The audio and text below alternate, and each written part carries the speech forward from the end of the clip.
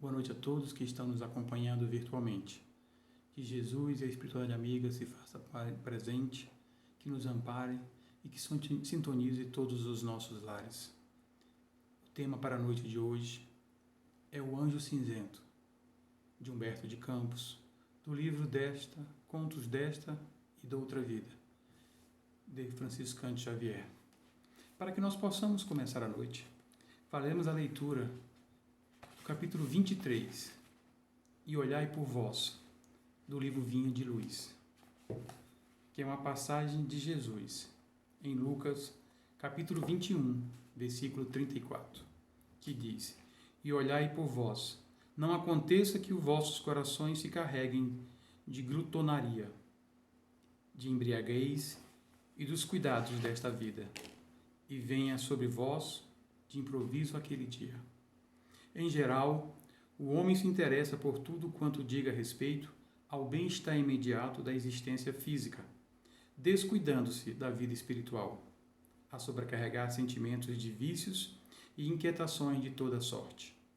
Enquanto lhe sobra tempo para comprar aflições no vasto noticiário dos planos inferiores da atividade terrena, nunca encontra oportunidade para escassos momentos de meditação elevada. Fixa com interesse as ondas destruidoras de ódio e treva que assolam nações, mas não vê comumente as sombras que o invadem. Vasculham os males do vizinho e distrai-se dos que lhe são próprios. Não cuida senão de alimentar convenientemente o veículo físico, mergulhando-se no mar de fantasias ou encarcerando-se em laços terríveis de dor que ele próprio cria ao longo do caminho. Depois de plasmar escuros fantasmas e de nutrir os próprios verdugos, clama desesperado por Jesus e seus mensageiros. O mestre, porém, não se descuida em tempo algum e, desde muito, recomendou vele cada um por si na direção da espiritualidade superior. Sabia o Senhor quanto é amargo o sofrimento de improviso e não falou com o roteiro, antecedendo-nos a solicitação há muitos séculos. Retire-se cada um dos excessos na satisfação egoística. Fuja ao relaxamento do dever. Alige as inquietações mesquinhas e estará preparado à sublime transformação. Em verdade, a terra não viverá indefinidamente, sem contas. Contudo, cada aprendiz do Evangelho deve compreender que o instante da morte do corpo físico é dia de juízo no mundo de cada homem. Nesse momento, possamos elevar os nossos sentimentos e os nossos pensamentos ao nosso Mestre Jesus, aos nossos mentores espirituais, que possamos harmonizar os nossos pensamentos. Mestre Jesus, somos gratos por esse momento, por esse encontro. Que possamos entender um pouco mais as necessidades que cada um de nós precisa, as melhorias que precisamos promover em nós. Obrigado, Mestre, pela tua companhia, pela tua paciência. E que todos nós, em nossos lares, possamos estar com os nossos pensamentos elevados a Ti, em Teus exemplos que nos foi deixado, para que nós possamos entender o que realmente precisamos fazer. Obrigado, Mestre. Que assim seja, graças a Deus, graças a Jesus. Então, meus irmãos, na noite de hoje, vamos fazer algumas reflexões sobre aquilo que Humberto de Campos quis nos trazer para esse tema, o anjo cinzento. Refletir a nossa vida, o que estamos fazendo, o que estamos deixando de fazer, aquilo que fechamos nossos olhos, aquilo que nós simplesmente achamos que não precisamos, que está ali por acaso. Esse tema de hoje, para mim, é uma reflexão de como entender aquilo que nós sempre dizemos, do berço ao túmulo, e que no primeiro momento, com a leitura, percebemos que não sabemos aproveitar as oportunidades que nos são dadas ou que nos foram dadas pelo nosso Pai. Uma reflexão sobre sentimentos que nos são transmitidos na nossa existência encarnada e que muitas das vezes não conseguimos entender.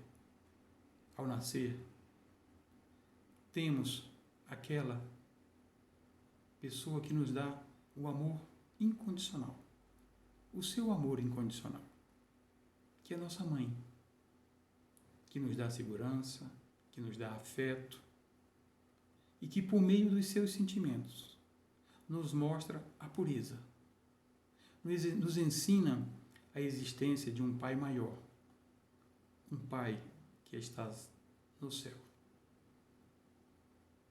onde aprendemos, a partir daí, a chamar Pai, Papai.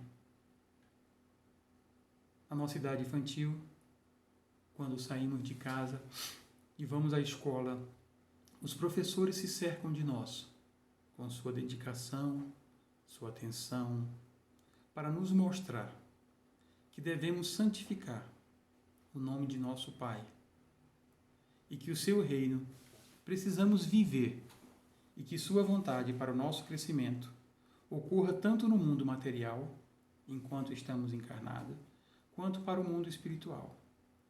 Aí nos surge a esperança. Crescemos, nos tornamos adultos, frequentamos instituições de ensino superiores e lá nos ensinam as ciências e a filosofia. Nos ensinam a discernir.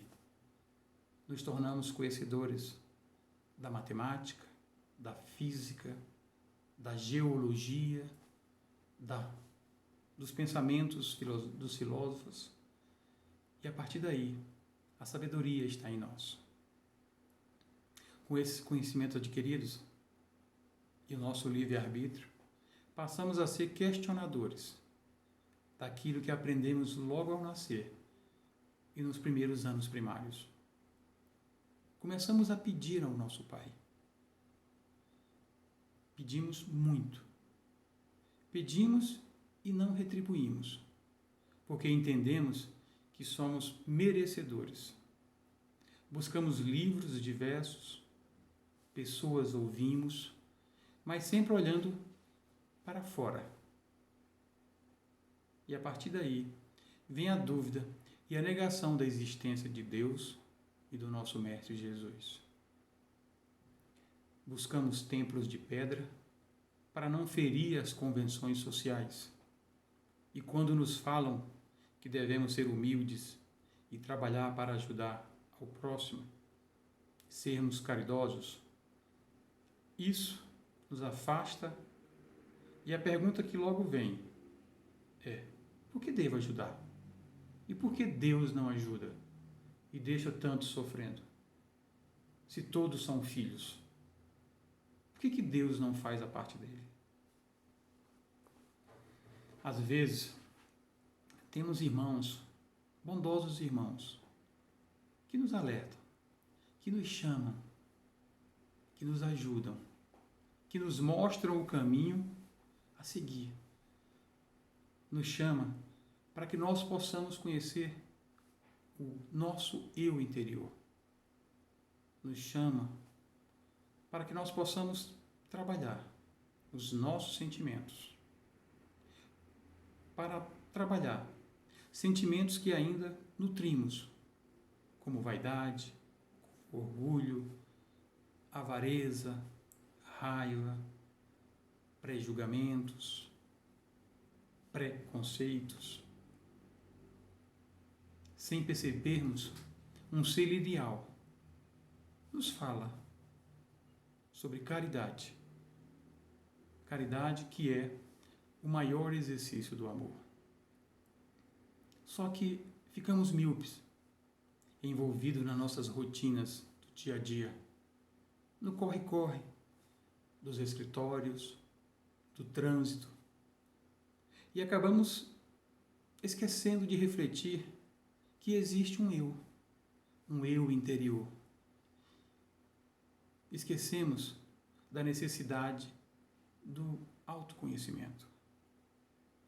Esquecemos de aprender a nos amar. A partir daí, eu começo a esquecer a fé. E para simplificar, começo a pensar que Deus deveria se apresentar a mim. E a partir daí eu começo a cobrar veementemente. Começo a cobrar sempre. Eu esqueço que Deus está dentro de nós. Que temos uma centelha, temos uma fagulha em cada um de nós. Pois foi Deus que nos criou. Deus é o nosso Pai. Jesus simplificou todos os nossos sentimentos ao chamar Deus de Pai. Nessas 3 letras, temos tudo aquilo que sentimos. Tudo aquilo que Deus nos representa. A pureza, a esperança, a caridade, a fé, são sentimentos que nos ensinaram para que possamos conviver com os nossos irmãos. Deus está naquilo que faço com amor para o meu próximo. Está no sentimento que nutro pelo meu irmão. Pela prática incondicional de não fazer para ter uma retribuição. Não simplesmente tirar uma foto e colocar nas redes sociais. Esquecemos que quando fazemos o bem a alguém e publicamos nas redes sociais, podemos gerar um sentimento de humilhação naquele a quem ajudamos. Aqui vale a reflexão de cada um. Cada um tem o seu livre-arbítrio.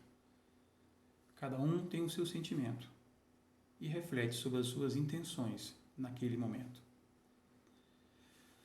Apesar de toda a ajuda que nos é dada pelo nosso Pai Criador, pelo nosso Mestre Jesus e seus exemplos deixados, não conseguimos entender e continuamos a alimentar o nosso ego doente. Quando o nosso ego está doente, começamos a ter desenvolvido em nós o nosso egocentrismo. E quando a idade nos chega, que os cabelos ficam brancos, ou quando não caem, como é o meu caso, quando começamos a ver o nosso rosto enrugado, e aí ainda não conseguimos abrir os nossos olhos e ouvido para o chamado de Deus, que a vida toda nos mostrou o amor como chamado maior para cada um de nós, nos bate à porta momentos que nos fazem olhar para trás, para toda a nossa história de vida encarnada. Vem aquele famoso baque.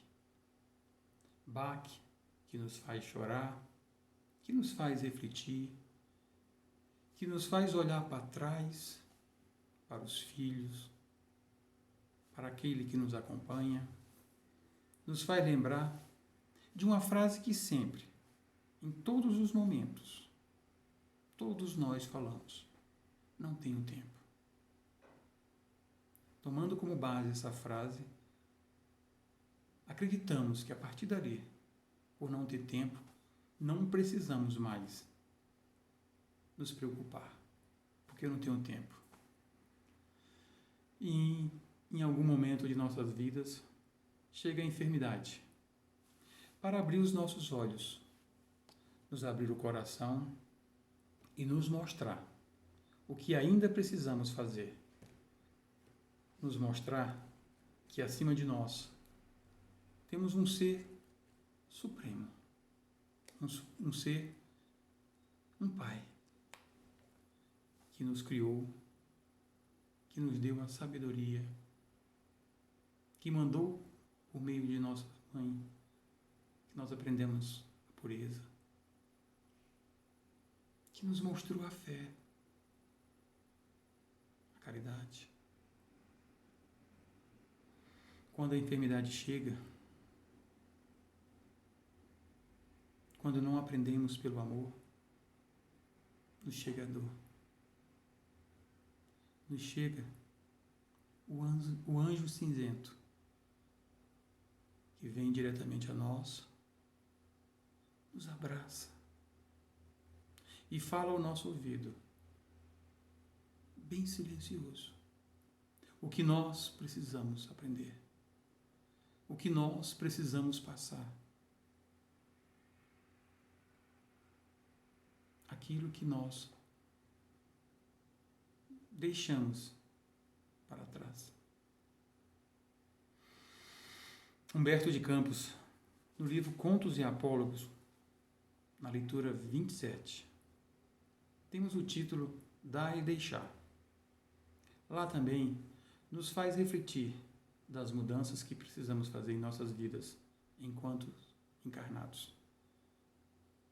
Nos mostra que tudo que temos não levamos, nem o corpo que nos é emprestado levaremos. Levaremos somente aquilo de bom que fizemos, as melhorias e reformas que nós promovemos em nós, para o nosso desenvolvimento, para o nosso crescimento.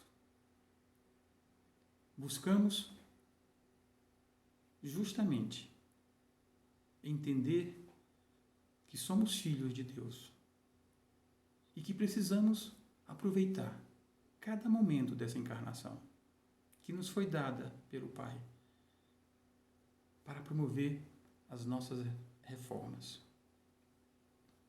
Deus nos enviou seu Filho perfeito para que pudéssemos conviver com Ele e ver o que precisamos aprender e exercitar todos os nossos dias. A pergunta de Allan Kardec aos espíritos superiores nos deram a resposta da pergunta 625 do Livro dos Espíritos, e que nos fala da perfeição de Jesus. Temos o Mestre ao nosso lado há 2000 anos, nos servindo de guias e modelo. E simplesmente fechamos os olhos, não ouvimos. Nós estamos estudando juntos, trabalhando juntos, caminhando lado a lado, erguendo o braço, um para o outro. E mesmo assim, ainda não aprendemos que aquilo que o Cristo nos deixou é o caminho, a verdade e a vida. O personagem de hoje promove cobranças sobre Deus. Ele não tinha aprendido que a lei de Deus está em nossa consciência, está dentro de nós. Por isso, a importância de aproveitarmos cada minuto que nos é dado em nossas preces, que façamos igual a Francisco de Assis, onde ao deitar ficava refletindo o que ele tinha feito no dia de hoje, avaliando as suas palavras, os seus pensamentos, avaliando quem esteve ao seu lado e se perguntando o mal que possa ter feito ao seu irmão. Se promoveu algum sofrimento a alguém. É importante que aproveitemos todos os momentos, que possamos seguir em frente, juntos, apoiando um ao outro. Com certeza, assim fica mais fácil. A mensagem que nos foi deixada, que nesse momento eu peço permissão para ler, e que diz o seguinte: para que o homem adquirisse confiança em sua bondade infinita, determinou o Senhor que vários anjos o aparassem na terra amorosamente. Em razão disso, quando mal saía do berço, aproximou-se dele um anjo lirial, que, aproveitando os lábios daquela que se lhe constituíra em mãezinha adorável, lhe ensinou a repetir: Deus, Pai do céu, Papai do céu. Era o anjo da pureza. Mais tarde, soletrando o alfabeto entre as paredes da escola, acercou-se dele um anjo de luz verde, que, por intermédio da professora, o ajudou a pronunciar em voz firme: Deus, nosso Pai Celestial, é o Criador de todos os seres e de todas as coisas. Era o anjo da esperança. Alongaram-lhe os dias até que penetrou uma casa de ensino superior, sob cujo teto venerável foi visitado por um anjo vestido em luz de ouro, que, por intermédio de educadores eméritos, lhe falou acerca da glória e da magnificência do Eterno, utilizando a linguagem da filosofia e da ciência. Era o anjo da sabedoria. O homem compulsou livros e consultou autoridades, desejando a conexão mais direta com o Senhor e fazendo-se caprichoso e exigente. Olvidando o direito dos semelhantes, propunha-se conquistar as atenções de Deus tão somente para si. A majestade divina, a seu parecer, devia inclinar-se-lhe aos petitórios, atendendo-lhe às desarrosadas solicitações, sem mais nem menos. E, porque o Criador não se revelasse disposto a personalizar-se para satisfazê-lo, começou a cultivar o espinheiro da negação e da dúvida. Por mais insistisse o anjo dourado, rogando-lhe reverenciar o Senhor, acatando-lhe as leis e os desígnios, mais se mergulhava na hesitação e na indiferença.